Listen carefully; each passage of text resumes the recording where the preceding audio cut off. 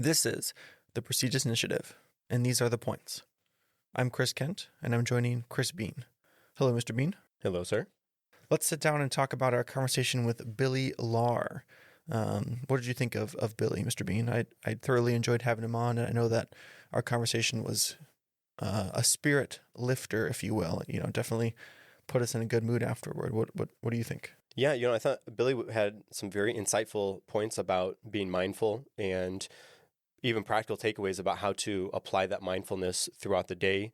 The conversation was wonderful. I felt like we had a good connection between us, the three of us, and yeah, all good things. Yes, sir. Yeah, I agree. I like that Billy is a very relatable guy, and he presents himself in a way that is very positive and reassuring, and it's just great to be able to sit down with him, and talking about his history a little bit. He started out as a dean of students, or not, didn't start out as it, but he was a dean of students. And, he used a phrase at a certain point before he talked about taking some time off and doing some traveling, which I'm jealous of. It'd be nice to be able to travel the same way he did. But he used the phrase that he's a recovering people pleaser. And I thought that was really interesting for a couple of reasons. Number one, I feel like some people don't necessarily realize they are a people pleaser. Or two, people realize they're a people pleaser but don't do anything about it. But three, that he recognized it and wants to take a better approach to it rather than something that is negative or toxic to himself. And so it was cool to hear him use that phrase kind of jokingly, but when you really think about it as a recovering people pleaser, I think that's a good approach to take once you recognize that, and maybe recognize that it's not always the best thing to try to be or try to pursue. And so I like that phrase that he used kind of toward the beginning there, talking about how he got to where he is now. Well, and I think that in all the things we talked about, it was all about mindset shifts and putting yourself into the mindset of being a recovering people pleaser. It hits all those points that you said. It lets you know where you were, what you were doing, and where you want to go, and what you sort of need to do in order to get there, which is an interesting way to look at that, because oftentimes we are all people pleasers, and we're pleasing other people, but in doing so, it's at almost always the detriment to ourselves. And being a recovering people pleaser, again, there's that mindset shift enough that sets you on the right path, or a better path for where you perhaps want to go. So I think that phrasing was purposeful and key in the way that he said that. Yes, sir. Yeah. Speaking of mindsets and mindfulness, one of his main missions is to demystify mindfulness. And yet again, talking to him as just a regular guy and a personable guy, talking about the idea of mindfulness. It doesn't have to be us sitting on the floor on, rice mats with our index and thumb touching as we're sitting cross-legged, eyes closed, and humming some tune or whatever. But the way he approaches mindfulness and goes about talking about mindfulness and promoting mindfulness, I think is very accessible, but also it does have that demystified kind of approach to it, where it isn't, hey, you need to go do this thing and burn some incense and be super zen about it. Like you brought up, Mr. Bean, you're in the car on the driving to work, and the music's off, and you're focusing, and you're trying to control your mindset or shift your mindset, or at the very least, observe your mindset and where you are. And so I think that his approach to it and what he's trying to do is working, but it makes it more accessible and easy for anybody at any point in time during any kind of activity or whatever it may be, to be able to practice mindfulness. And again, I think that sometimes the word mindfulness and maybe even meditation can be a daunting or a kind of intimidating word when you think about it in that way. But I really like that he took that more laid back approach to it. But you can even tell talking to him that it's done something for him, and he has been impacted greatly by his own practice of mindfulness and those small moments working up to something bigger or staying as it is. It has definitely made a difference in him, and you can tell that just in our conversation. Well, and you're right, because mindfulness means so many different things to different people. And if you have never practiced mindfulness, your anticipation of what it is, or what you think it would be, is most of the time, it's far off from what it actually is. And until you do it, you're like, oh, that's all it is? oh yeah, I could probably do that. Yeah, I could see the benefit for doing something like that. And speaking with Billy, it again, like you said, he's very relatable, very speaks in a very understanding way, and he holds those uh, group mindfulness sessions that people can get on and see what it's about. And there's no pressure to be any kind of certain different way, but opening And they're virtual. and the You don't virtual. have to go anywhere, or Yeah. if you didn't want to be in the actual presence of people, it's a virtual mindfulness session, which that was interesting to me. I never thought about that. I guess almost anything can be virtual nowadays, considering things that we've been through and positions we're in or places we're in now. But that was cool. Sorry to cut you off. No, but I think that's right, because if you feel like you have to go somewhere to do this, then okay, there's the pressure of okay, I have to go there, I have to conform and be a certain kind of way, and then you have to have the enough courage or enough bravery or whatever to actually drive there, and then you have to muster more courage or bravery in order to open the door and actually go into the place of whatever it is that you're going to do, and being able to break those barriers down and do it at home, not necessarily around people, and practice your mindfulness and the benefit of that, and bringing your mind to the present state of where you are can do, it has so many benefits. And again, I think that the way that he's doing it in such a relatable, understanding way, and bringing that to people far and wide. And he talked about finding his community, and of course, I'm sure his community is ever growing and expanding, and all with like-minded individuals with a basic understanding of what they're doing, and because of his instruction in that regard. It's starting out in those small steps, either by yourself or joining that virtual group before finding people. It helps you to develop that confidence in who you are, and then you go into those spaces and talk to those people, and do the next big thing that Billy was talking about, which is to find your community, finding your crew, and how crucial that is to have people that are like-minded, that are on your side, that are looking for you to win. We brought up Kevin. That's Kevin Palmieri's big thing is, he just wants to see everybody win, and having that heart for other people is very important. So finding that community, finding that crew, and investing into people who are going to invest into you, or who already are investing into you, rather than spending your time chasing someone or even some things that are not good for you, or not benefiting you, or putting things back into you. And to bring it to people specifically, you don't want to waste all your time chasing after somebody, doing everything for somebody when they're not going to help you back. That's not your community. That's not your crew. It's not beneficial for you. And these are all steps that can help us get to that point. Number one, by ourselves, but then number two, when we're in a good place, we can seek out those other people to have that community and have that crew of people that we're all looking for each other to win. We're all looking for everybody to do better and be better for themselves. And there's no ulterior motive. I don't want you to do better so that I can get this from you, or I don't want you to do better so that you can do something. Like, they just want you to do better because they want you to do better. Your community, your crew, they invest in who you are, and that's the person or people you need to find to invest in yourself, because they're already investing in you and helping to make you better.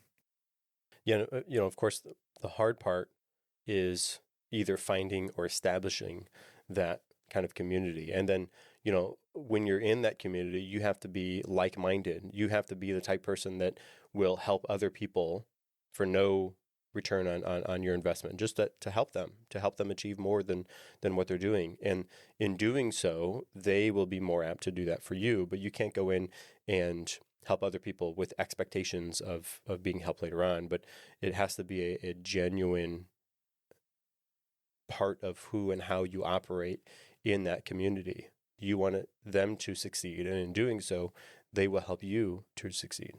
Billy talked about being intentional with creating your experiences, and that goes into another topic we can talk about in a little bit. But I think it also goes with who you are creating those experiences with, and if you're not being intentional about who you're spending time with, who you're pursuing, who you're seeking out, someone might find you and they might try to exploit you or use you for something that's not going to be beneficial for you. So be intentional about creating experiences with people, and be aware of where you are being seen and where you are being heard. Because we talked about it's easy to go somewhere and have someone see and hear what you have to say, but that person might not have your best interest in mind. That person might be looking to get something out of you instead of genuinely caring about you. And so it's not just enough sometimes, and it takes work. It takes work to create those experiences with people, and it takes work to identify that where I'm being seen and heard is not good for me. And so I need to go out and find somewhere that being seen and heard is beneficial, that my community and my crew are going to be there and help me to grow in my journey. And again, it's not always easy, but if we're not aware of that, I think it's gonna hinder our journey to be becoming more mindful and finding that good community. You gotta be intentional about it, and you have to be aware of where you are seeking that community and where you are being accepted and kind of poured into by other people as well. And I'm sure you remember this, but that brings me back to where we talked about setting intentions while you are meeting with somebody, or before you walk into work, or you walk into home, but setting clear intentions for what you are, like the kind of feelings that you're putting off. Because if you more often get what you're putting off. So if you smile at somebody, they're going to smile back. If you yawn, scientific fact, if somebody sees you yawn, they're going to have an urge to yawn as well. And so by putting off the intentions of building a strong community, or seeing other people succeed, those intentions will be perceived by others and hopefully will be then reciprocated back to you, because you set those clear intentions for yourself in those different areas of your life. I think Billy really does that well. Billy really is that person who is setting those intentions and giving off what he wants to get back, and really having other people in mind. We talked a little bit off screen, or off, not screen, but off camera, in the what do they call it, backstage, behind the scenes. We had some issues getting into our call with Billy, and we were able to work through it together and make things work. And he very much was able to set that tone and really be that positive force. And like I said, I don't know if I made it to the episode or not, but I personally appreciated that, because going into it after that kind of, fumbling our way into it, it put me in a bad mood. But he was there to give off the positive energy, and it kind of, we fed off each other, and we all ended up having a really good conversation. And, talking about creating experiences, not just with people, but what I was mentioning earlier is that he also spent a lot of time talking about allowing yourself to be present. So whether it's in the car, or you're making a cup of coffee, or you're about to eat a certain type of food, or whatever it is, being present. And when you're being present, using all 5 of your senses to appreciate those things around you, slowing down to see all the colors in the meal in front of you, to smell the aroma from the coffee, to taste both those things as they touch your tongue, and just all the feelings that all the senses you can use to help you be present. And that in itself can be a form of meditation, a form of mindfulness, is allowing yourself to slow down and take the time to engage and be present with whatever it is that you're doing. And again, I like that he makes it practical and easy, or the way that he talks about it is, it's not hard to implement that into your daily life. You're drinking that cup of coffee anyways, take an extra 15 seconds, maybe not even extra. It takes you 15 seconds to take a sip. You're already doing it. Just apply a little bit more to that to help slow down your day and really center you and be mindful. And, we talked a little later too about, within that mindfulness, gratefulness, being grateful that you have all those 5 senses, being grateful for all the things that you're able to perceive and think about. And it all ties together, and it's not this daunting task. It's not hard to do that, but you have to take the time to intentionally create that experience using all 5 of your senses to find out what you can be grateful for, and really give it, or let yourself take that time to slow everything down and appreciate and be present with what's going on. Right. And it seems nowadays people want to kind of fast forward through their day and just enjoy the good parts. But really, if you were thinking and looking at things from a different perspective, any part of your day, good, bad, whatever, could be perceived as beneficial, as helpful, as a good part of your day. And I think that, having the intention of being thankful or being grateful for the opportunity for you to do whatever it is, even if it's just as small as enjoying a cup of coffee. And as you're drinking that cup of coffee, like you said, you're going to do it anyways. Why not use all of your faculties, all of your senses to fully enjoy that cup of coffee? Oftentimes you get to the end of the day and you're thinking, somebody asks you, what'd you do today? I don't know, because you live life on fast forward. You're not actually present or paying attention to anything that's going on, because it's just, swipe by swipe, swipe, swipe, swipe, or scroll, scroll, scroll, scroll, or, blink and oh man, the day is done, because you're living life on fast forward. So take a few minutes just whatever it is that you're doing, and fully think about what you're doing. Be present in the moment. And then I'm sure you will find many things that you're grateful for, because you took the time to be present in your day.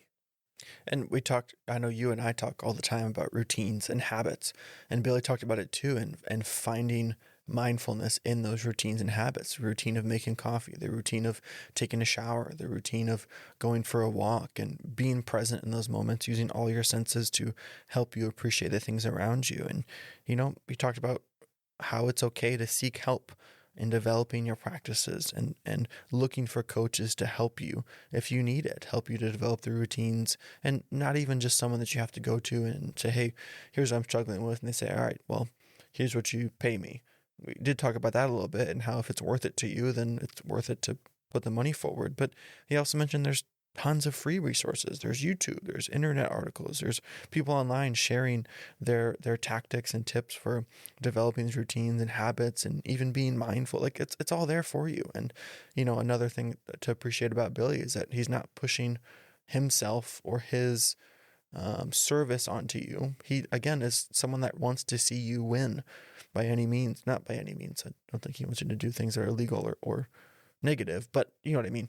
He wants to see you win at the end of the day. And so he's able to help push that as well. And I really like that. And, moving beyond that, we're talking about how far he's come in his life and where he was at one point in time, where he is now. I wrote down a quote that he had said.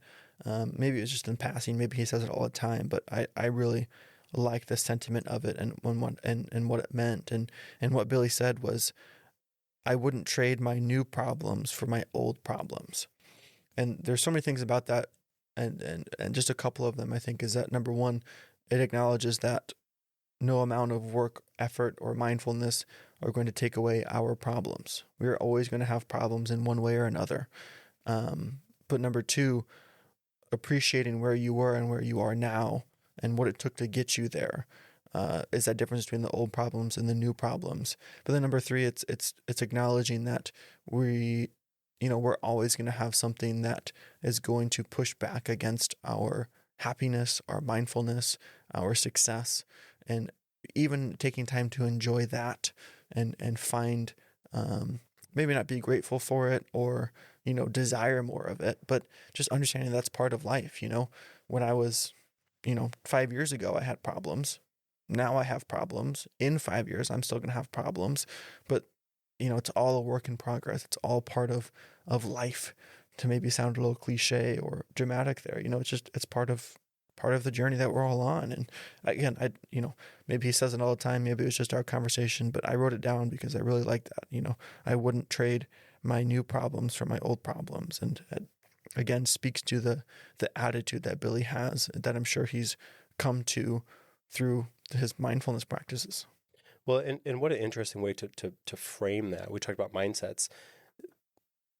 It's not that you will never have problems. You're going to have problems no matter what, no matter how much money you have in the bank account, wherever you live, that cool car you have, whatever goal you set for yourself and then achieve, there's going to be problems. And sometimes, hopefully, the problems that you're in that your future you experiences will be lower or not as big or not as troublesome or whatever it is as the problems that you have now. You always want to be growing and moving in a forward type directions. I think that's the kind of one of the key takeaways that I get from that is my past problems were worse than my present problems. But how much of that is perspective?